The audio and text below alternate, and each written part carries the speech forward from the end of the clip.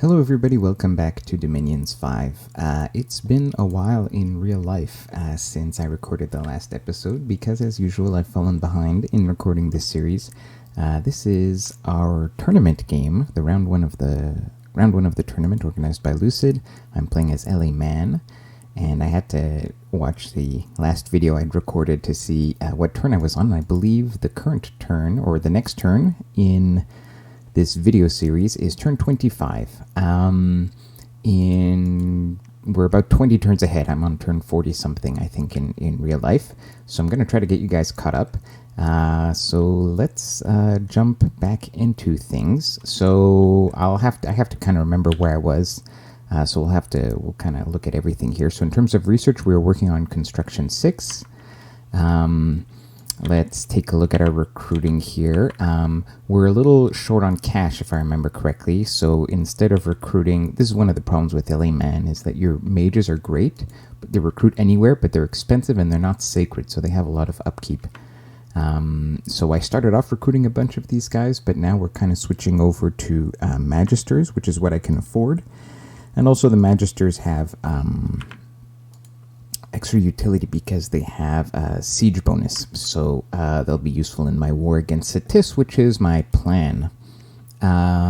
We are taking advantage of this site, the Ancient Forge, which gives us a 20% construction bonus. We're making some owl quills. We're making some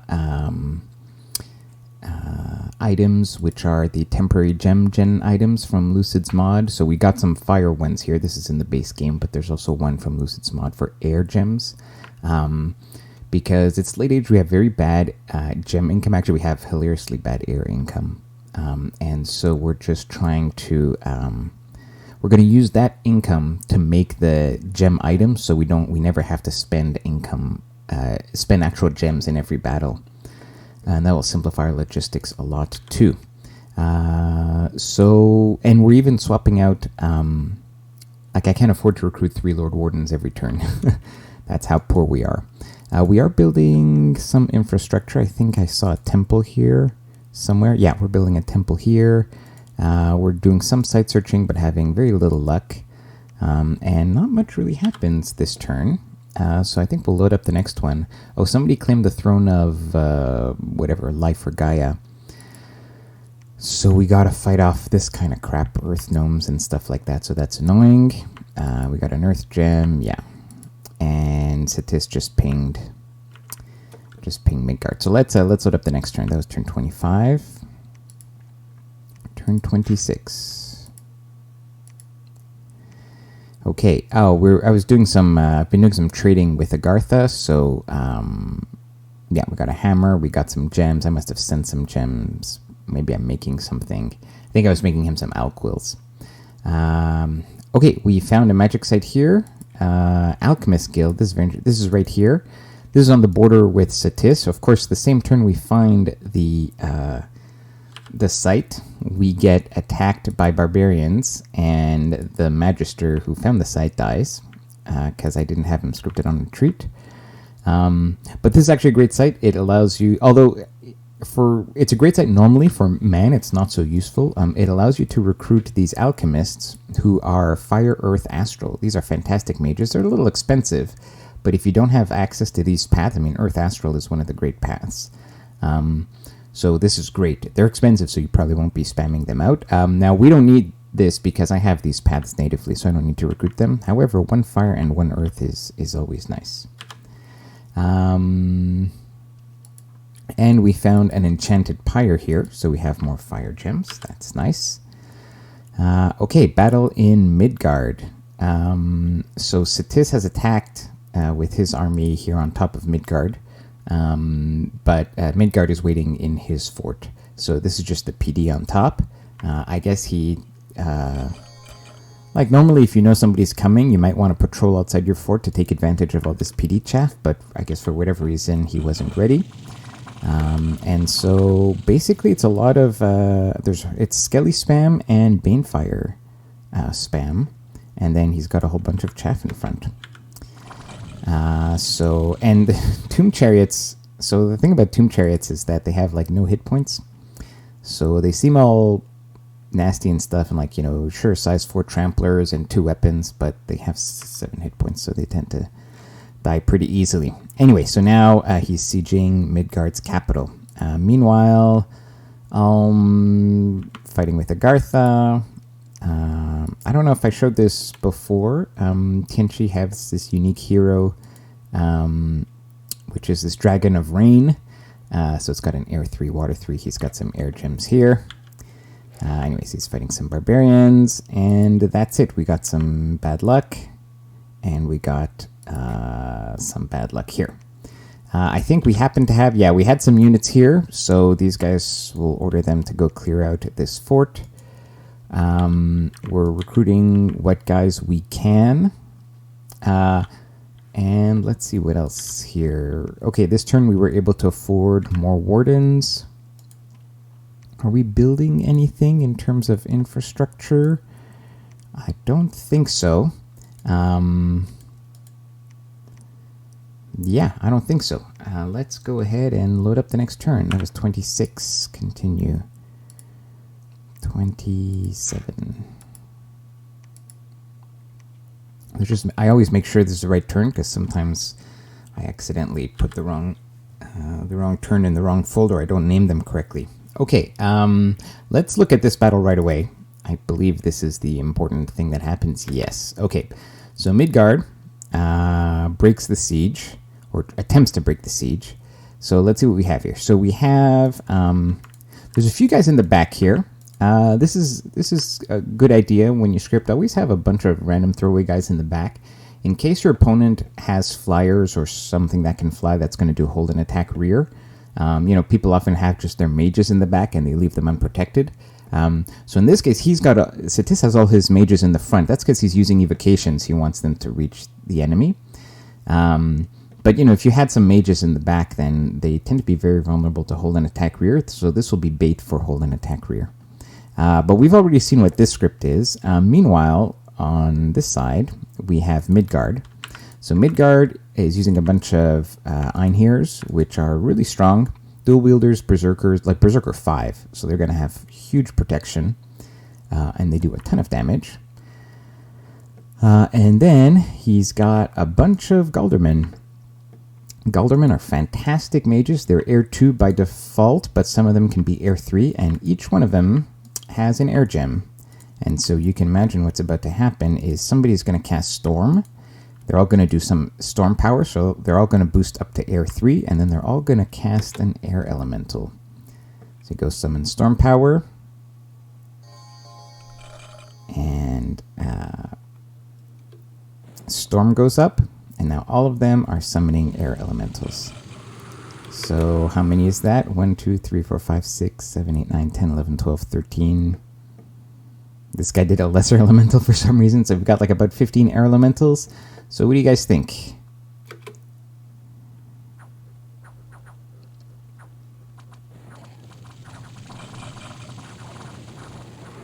Oh, and it's not just air elementals. After the air elementals, they all do thunder strikes. And they have enough fatigue to do like 2 thunder strikes. Thunderstrike takes a lot of fatigue. But so they can do like 1 air elemental and then maybe 1 or 2 thunder strike, depending on the level of the mage. So air elementals, these are Conjuration 5 air elementals. They're size 6 tramplers. They're ethereal. And they have 20 defense. So what is this troop, which is basically Satis' best troop, going to do against that? Well, the answer is absolutely nothing. Air elementals are really strong, guys, especially if you don't have any counters to them, which obviously Satis does not have any counters. The thunder strikes are just adding insult to injury here.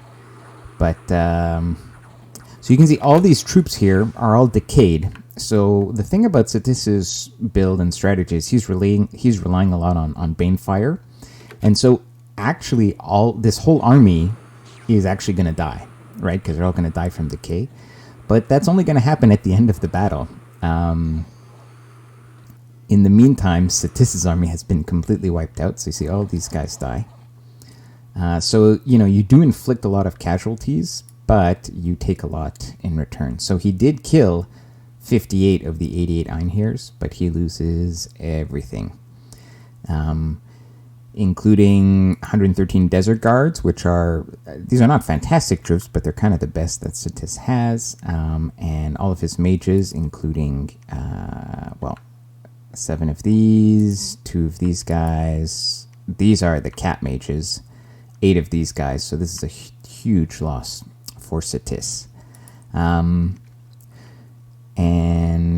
he also, and then Satis decides, okay, so let's talk about this. So we were waiting to see what was going to happen here, right, with Midgard. Satis, has conquered a lot of Midgard's territory. If Satis had successfully beaten Midgard, then us attacking them would have been a bit more of an ambitious project. But now he's severely weakened, so this definitely strengthens our resolve in our decision to go and fight Satis. And then he also cleared out the barbarians in this province here. And that kind of gives us a pretext to go to war with them. So I send a message to him, which you can read here. I say, I regret to inform you, I'm ending our NAP 2. And then I actually tell him I wanted to attack earlier, but I didn't want to sort of weigh in on the fight. Oh, excuse me.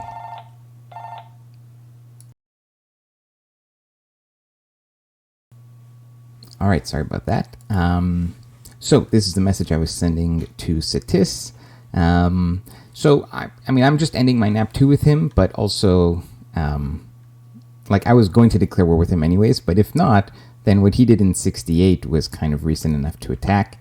This was my province, Barbs took it, but I still consider it to be mine. I cleared it from Indies. Anyways, so we had a NAP 2, and we're going to attack him in 2 turns. So let's see if we can get through the rest of that preparation before the war actually happens.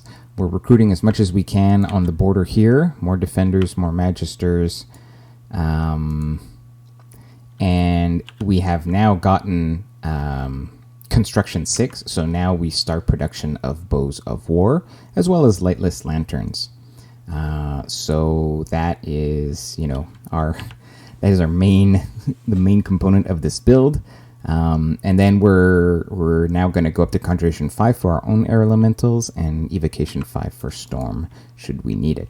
So let's load up the next turn. That was 26. That was 27. Let's go up to 28.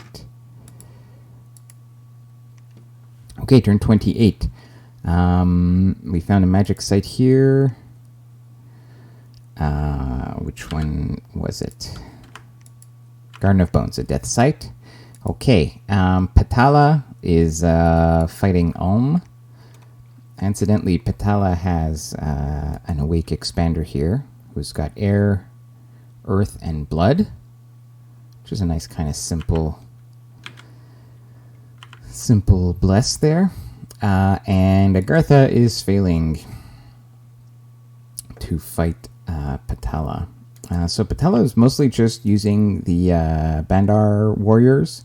They have pretty mediocre stats, but they hit really hard when they do hit, and they've got a decent pile of hit points, so they don't die instantly. And then he's most importantly, he's got Arrowfend. So Agartha is relying mostly on crossbows. So that's a problem, because now they're not going to do anything to fight Arrowfend. So Arrowfend, Howl. Let's see what other buffs. That's pretty much it. Arrowfend and Howl. But that's pretty good. Oh, what was that? Oh, Mist. Another debuff for ranged weapons. Mist, kind of like Storm, reduces the precision. You can see here. So actually, these guys have terrible precision to begin with, but now it's halved, so they have precision 4. And then even if they did hit, the air shield is going to stop 80% of hits from happening. So, yeah.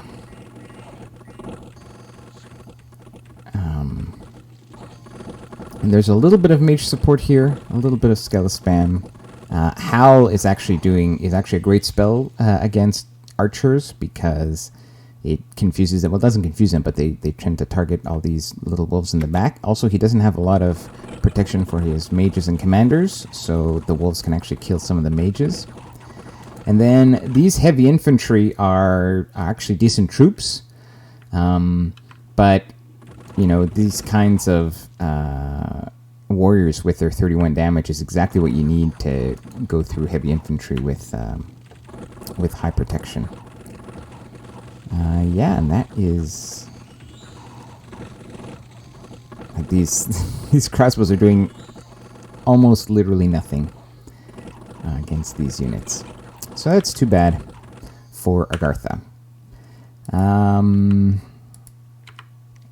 That is pretty much it. Okay, there was a random event, but oh no, this one. We patrolled this. We had an event a few turns ago. Sorry, I missed it.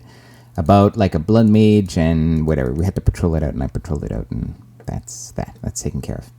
Okay, we're consolidating our troops here, ready to go on the offensive. Let's load up the next turn, 28. Let's go to turn 29.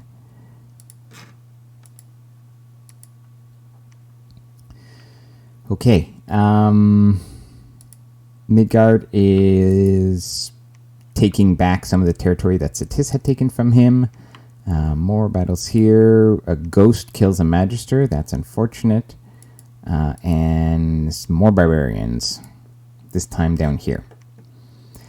Okay, so let's. So next turn is when the war is going to start with Satis.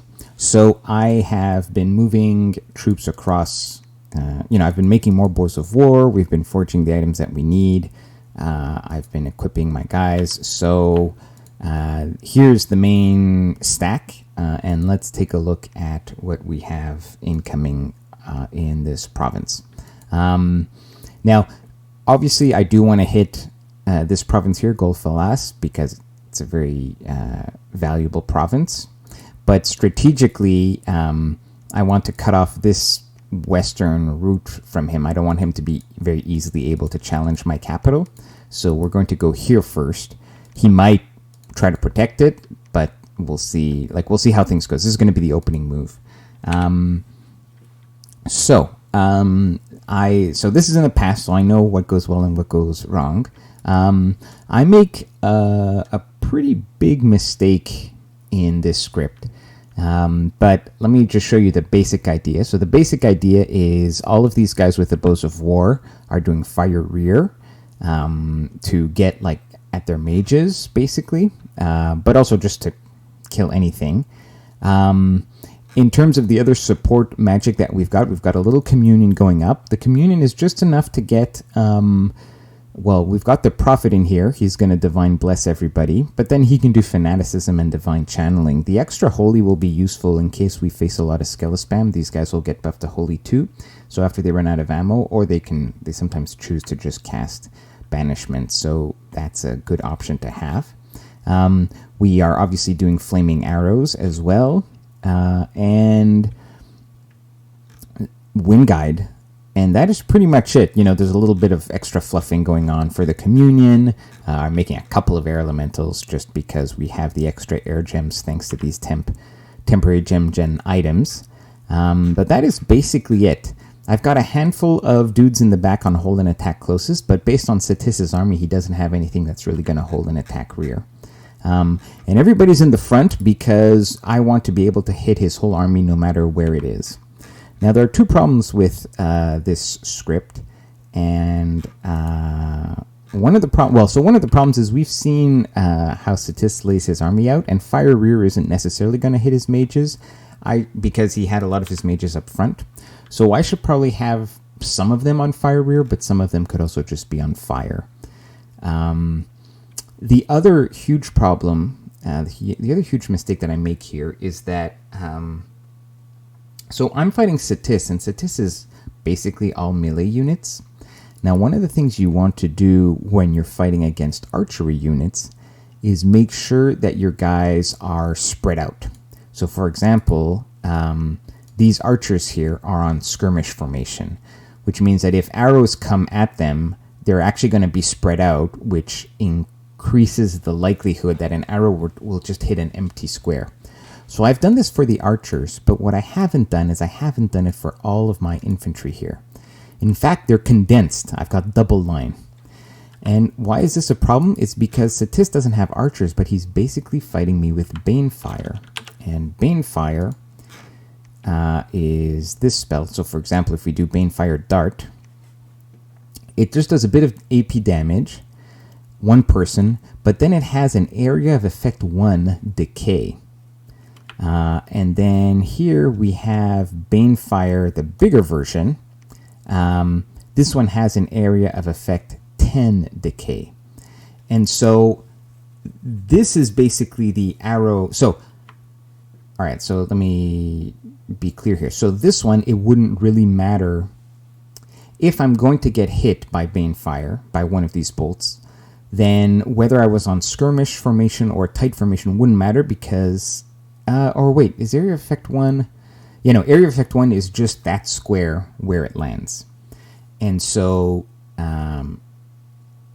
this will get them no matter what the formation is because you're always going to pack 3 per square, 3 humans per square. However, just being spread out will reduce the likelihood that the Banefire Dart actually hits its target. So that's one thing.